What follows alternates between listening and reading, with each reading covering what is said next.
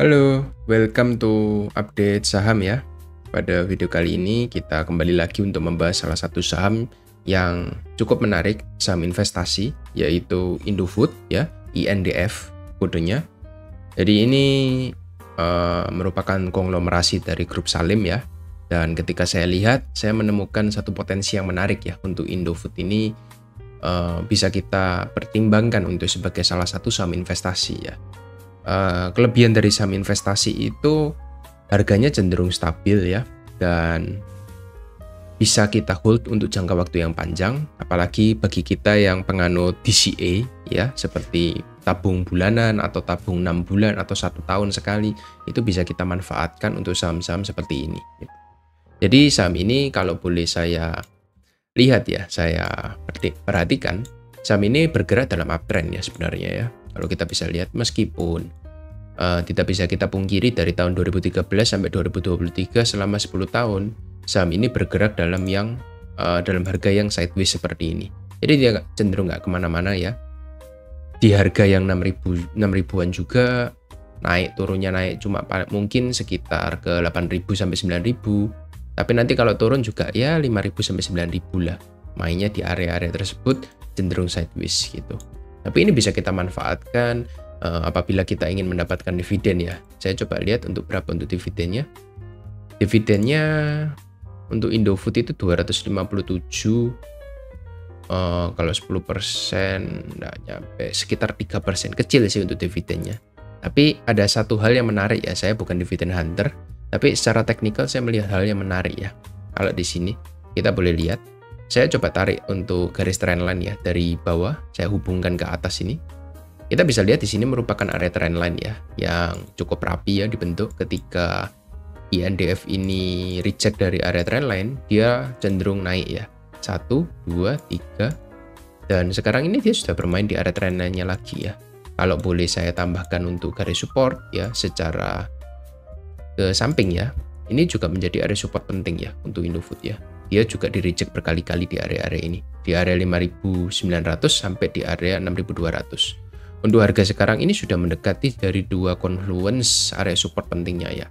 Di 6.375 ini sudah mendekati ya, kurang lebih sekitar 4-5% lah kurang lebih. Jadi ini cukup menarik untuk kita perhatikan ya. Kalau trendline atas ini boleh saya tarik juga, dia membentuk seperti di atas ini ada tahanan, bukan flag ya. Kita nggak bisa bilang flag juga ya, karena ini merupakan area trendline ya. Kita cuma bisa bilang ini area trendline, area konsolidasinya untuk Indofood. Di area-area ini merupakan area yang menarik menurut saya. Lalu kalau kita buka lagi dari RSI-nya, di sini ada hal yang cukup menarik ya. Nah, ini menjadi area 50 seperti biasa. Ketika dia masuk di area 50 di sini ya, ini nggak sampai 50 ya, cuma 51 mungkin, dia langsung lari lagi reject ke atas. Ketika di sini juga dia masuk di bawah 50, apalagi kalau di bawah 50 ya seperti ini ya. Ini di area 30-an kurang lebih, dia langsung naik lagi di area support ya. Lalu yang ketiga, dia masuk lagi di bawah 50 lagi, dia langsung reject lagi.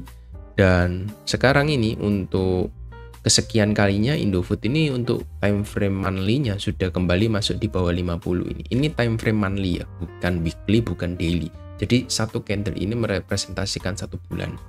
Jadi kita bisa perhatikan untuk saham ini. Apabila Anda seorang investor, mungkin Anda bisa analisa lagi dari laporan keuangan, PBV, PER, saya kurang paham itu. Tapi secara teknikal saya melihat adanya peluang untuk satu saham ini gitu. Dia sudah bermain di bawah area 50 yang menandakan harga sudah cukup murah. Tinggal kita mencari entry point-nya di mana. Kalau saya boleh buka secara weekly ya. Di weekly ini terlihat lebih jelas ya area supportnya. Di sekitar 6.000 ini menjadi area support penting untuk Indofood ini yang tidak boleh dijebol ya. Karena sudah berkonsolidasi di area tersebut itu sejak 2018 untuk Indofood ini. Dan untuk kesekian kalinya Indofood ini kembali sepertinya akan menjemput area 6.000 lagi gitu. Dan mungkin di harga-harga tersebut kita bisa mulai watchlist ya.